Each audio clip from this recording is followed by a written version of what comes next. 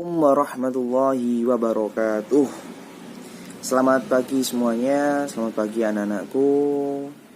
Bagaimana kabar kalian? Semoga kalian dalam keadaan sehat walafiat. Untuk mengawali pembelajaran pada pagi hari ini, marilah kita membaca basmalah bersama-sama. Bismillahirrahmanirrahim.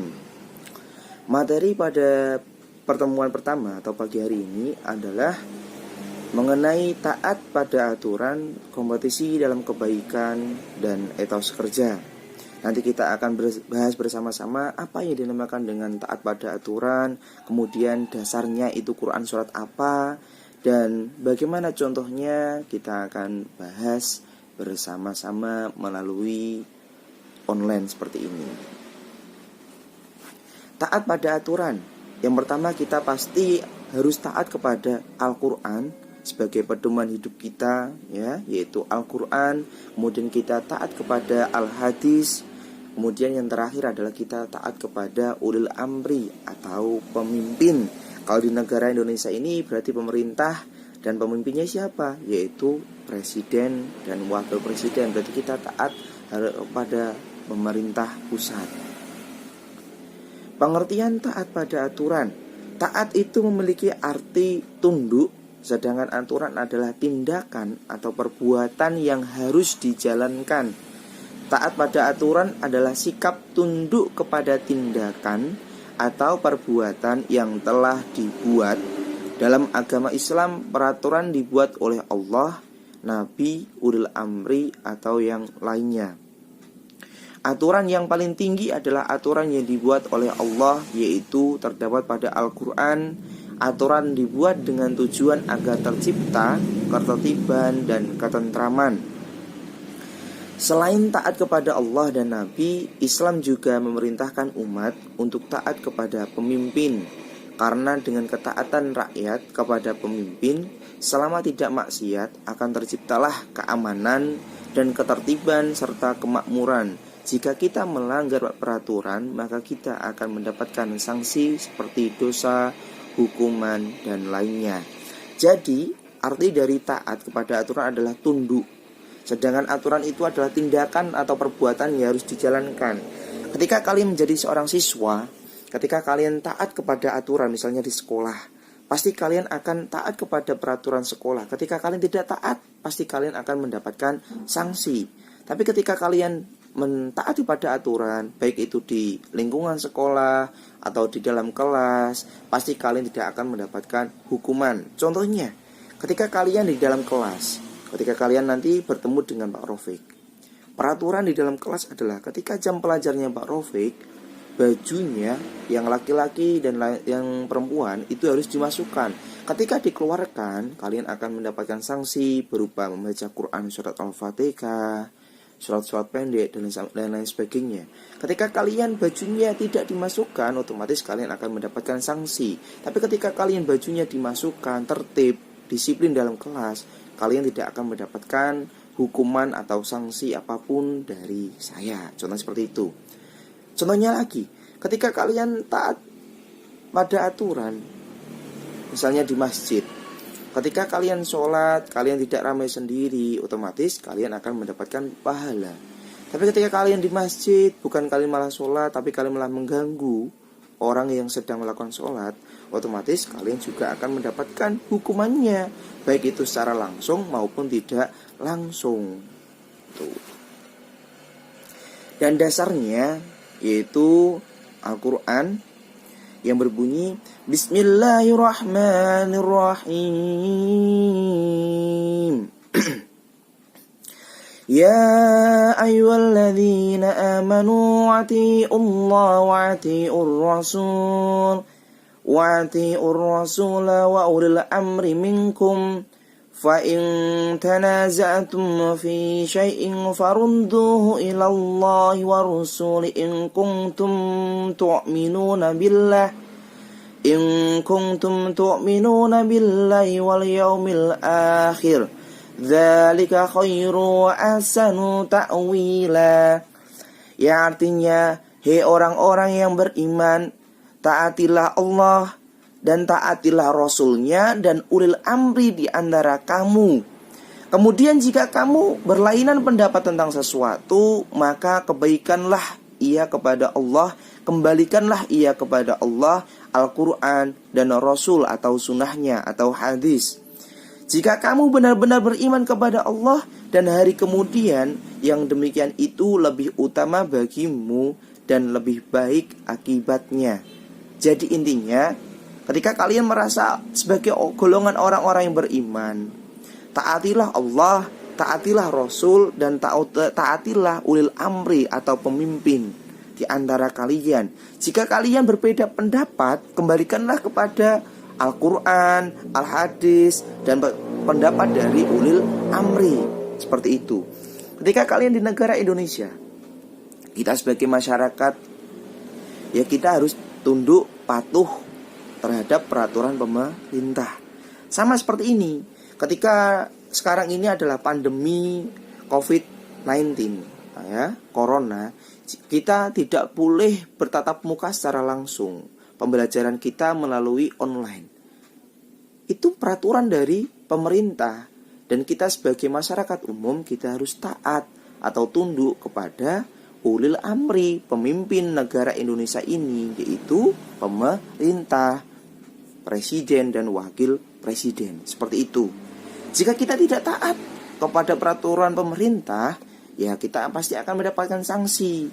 Sanksinya itu bisa berupa hukuman, atau sanksinya itu bisa berupa kita menderita, kita tertular wabah atau virus corona ini. Itu contohnya seperti itu. Dan contoh taat pada aturan. Yang pertama, selalu menjaga nama baik keluarga. Ini contohnya ketika kalian taat aturan pada keluarga. Ketika kalian menjadi anak laki-laki atau perempuan, pasti dalam keluarga kalian mendapatkan ada aturan lah. Nduk, ojo metu bengi-bengi, misalnya seperti itu. Tapi ketika kalian melanggar, otomatis orang tua kalian akan murka. Orang tua kalian gak percaya kepada kalian. Dan tentunya pasti kalian akan dapat hukuman. Entah itu berupa kalian tidak boleh keluar malam selama 3 hari dan lain sebagainya. Tetapi ketika kalian taat pada aturan, ya bu, tapi saya mau keluar sebentar sampai jam 7 malam, ya, habis itu pulang. Lah, sebelum jam 7 kalian sudah pulang, berarti kalian menjaga perjanjian kalian lah, atau ucapan kalian, jam 7 sudah sampai rumah. Yang kedua, mentaati aturan keluarga yang berlaku. Sudah saya sampaikan tadi. Yang ketiga, selalu menaati peraturan yang berlaku di sekolah. Ketika kalian di lingkungan sekolah, baik itu mengenai kedisiplinan, baik itu berupa sikap kalian terhadap guru kalian, berarti kalian harus taat dan tunduk kepada guru atau orang-orang yang ada di lingkungan sekolah. Ketika kalian tidak taat, pasti kalian akan mendapatkan konsekuensinya, yaitu berupa hukuman. Yang keempat adalah disiplin belajar. Mengenai disiplin belajar, meskipun jarak di antara kita, kalian harus tetap disiplin dalam belajar. Mengetahui jadwal pembelajarannya. Jam pertama itu jam pelajarannya siapa, habis itu nanti jam kedua jam berapa. Jangan lupa absen. Yang kelima, menjaga nama baik lingkungan masyarakat. Yang keenam, menghormati sesama warga masyarakat. Yang ketujuh, taat dan patuh terhadap aturan-aturan masyarakat. Yang kedelapan, menjaga nama baik bangsa dan negara. Intinya, taat pada aturan itu kalian harus tunduklah terhadap peraturan. Ketika ada peraturan, berarti kalian jangan melanggar. Ketika kalian melanggar, berarti itu namanya kalian tidak taat pada aturan. Berarti kalian termasuk golongan orang-orang yang membangkang, alias kalian itu sulit untuk tunduk terhadap suatu peraturan. Ketika kalian nanti di lingkungan kerja, misalnya ketika kalian lulus dari SMA, kalian langsung kerja, otomatis kalian akan mendapatkan peraturan terhadap tempat kerja kalian. Kalian misalnya kerja, yang laki-laki kerja di pom bensin, dilarang merokok, tapi kalian malah merokok, otomatis kalian juga akan langsung dipecat. Karena itu membahayakan tempat kerja kalian. Tuh, contohnya seperti itu. Dan ketaatan kepada ulil amri atau pemimpin. Ulil amri sama dengan adalah pemimpin. Ketaatan tingkat ketiga adalah taat kepada ulil amri. Sebagai ulama menafsirkan kata ulil amri di sini terbatas pada pemerintah di negara kita berada. Oleh karena itu, kita juga harus taat kepada berbagai peraturan yang dikeluarkan oleh pemerintah. Semua peraturan itu disusun untuk menjaga keteraturan dalam kehidupan bermasyarakat. Sebagai ulama yang lain meluaskan makna ulil amri ini adalah mereka tidak membatasi makna ulil amri sebatas pemerintah saja, tetapi segala hal atau aturan atau sistem yang ada di sekitar dan terkait dengan kita. Oleh karena itu, taat kepada ulil amri dapat diartikan sebagai taat pada orang tua, taat pada aturan masyarakat, taat pada norma yang berlaku, hingga taat pada janji kita kepada teman. Ketaatan kepada ulil amri ini adalah syarat-syarat tertentu. Syarat tertentu itu adalah tidak boleh bertentangan dengan aturan Allah dan Rasulnya. Ketika bertentangan dengan aturan Allah, misalnya seperti itu. Jadi kata ketaatan kepada ulil amri di sini dikaitkan bukan taat kepada pemimpin saja, tetapi ada beberapa ulama berpendapat ketaatan kita misalnya kepada orang tua, kepada janji kepada teman, taat kepada masyarakat dan lain sebagainya. Itu contohnya makna dari ulil amri. Bahaya bagi orang yang tidak taat. Yang pertama adalah rapuhnya barisan dan timbulnya perselisihan. Itu terdapat dalam Quran surat Al-Anfal ayat 46. Yang artinya, dan taatlah kepada Allah dan Rasulnya, dan janganlah kamu berbantah-bantahan, ojo ngeyel-ngeyelan, yang menyebabkan kamu menjadi gentar dan hilang kekuatanmu, dan bersabarlah, sesungguhnya Allah beserta orang-orang yang sabar. Yang kedua, kehinaan dari Allah. Dan yang ketiga, berdosa dan bermaksiat kepada Allah Subhanahu wa ta'ala. Perilaku ketaatan yang perlu dilestarikan. Yang pertama adalah selalu menaati perintah Allah dan Rasulnya. Berarti kalian harus selalu menjalankan perintah Allah, sholat 5 waktu, dan meninggalkan hal-hal keburukan. Bertakwa, jalankan perintah Allah, jauhi larangannya. Seperti itu. Kalau kalian taat kepada Allah, otomatis kalian akan mendapatkan pahala. Ketika kalian mendapatkan pahala, ketika kalian meninggal nanti, otomatis kalian akan mendapatkan surga. Tapi ketika kalian yang tidak taat kepada Allah, otomatis kalian akan mendapatkan dosa. Ketika kalian mendapatkan dosa, otomatis ketika kalian meninggal nanti, kalian akan mendapatkan tempat, yaitu neraka jahanam. Na'udzubillah min dzalik. Yang kedua, merasa menyesal dan takut apabila melakukan sesuatu yang dilarang. Yang ketiga, menaati menjunjung tinggi aturan. Yang keempat, menaati pemimpin. Dan yang kelima, menolak dengan cara yang baik. Misalnya kalian ketika ada berbeda pendapat dengan teman, kalian ingin menolaklah dengan baik. Bilang terus terang, maaf, saya tidak bisa ikut acara tersebut karena ada sesuatu hal yang tidak bisa saya sampaikan. Misalnya seperti itu.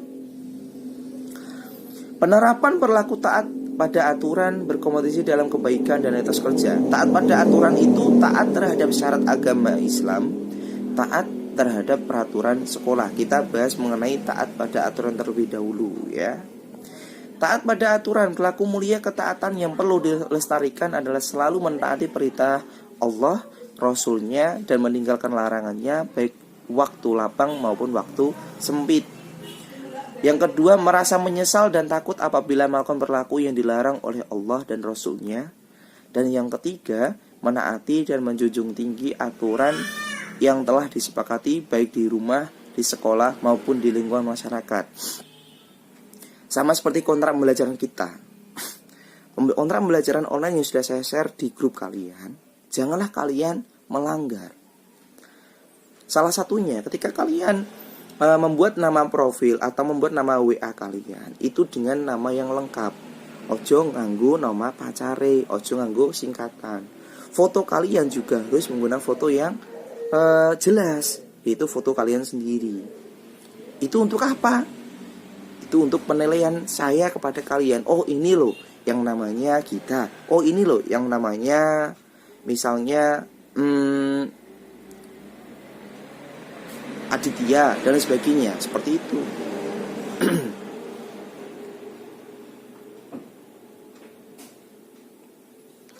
Dan intinya, kesimpulannya, taat pada aturan itu ketika kalian menjadi umat Islam atau kalian jadi siswa, dan ketika kalian nanti di tempat kerja dan kalian menjadi orang yang sukses, amin, kalian tentunya pasti akan memiliki yang namanya yaitu perilaku taat dan ingin melanggar.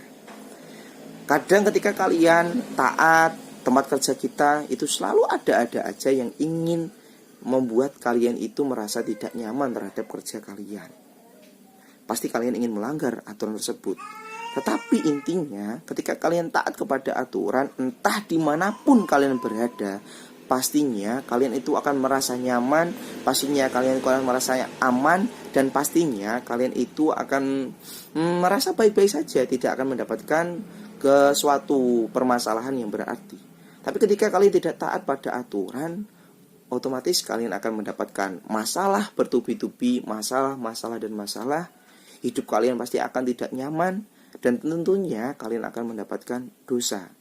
Ayo, mulai detik ini, berbuatlah taat kepada aturan, entah itu di keluarga, entah itu di sekolah, entah itu di grup WA, dan lain sebagainya. Dan pertanyaannya nanti kalian bisa tulis di dalam kertas, kemudian kalian jawabannya tulis dalam kertas, kemudian kalian difoto dan dikirim di grup WA kelas kalian masing-masing. Yang pertama adalah apa pengertian dari taat pada aturan. Kemudian yang kedua, Quran surat apa yang menjelaskan tentang taat pada aturan. Yang ketiga, contoh perilaku taat pada aturan yang lingkungan keluarga, lingkungan sekolah, dan lingkungan tempat ibadah. Yang keempat, pertanyaannya adalah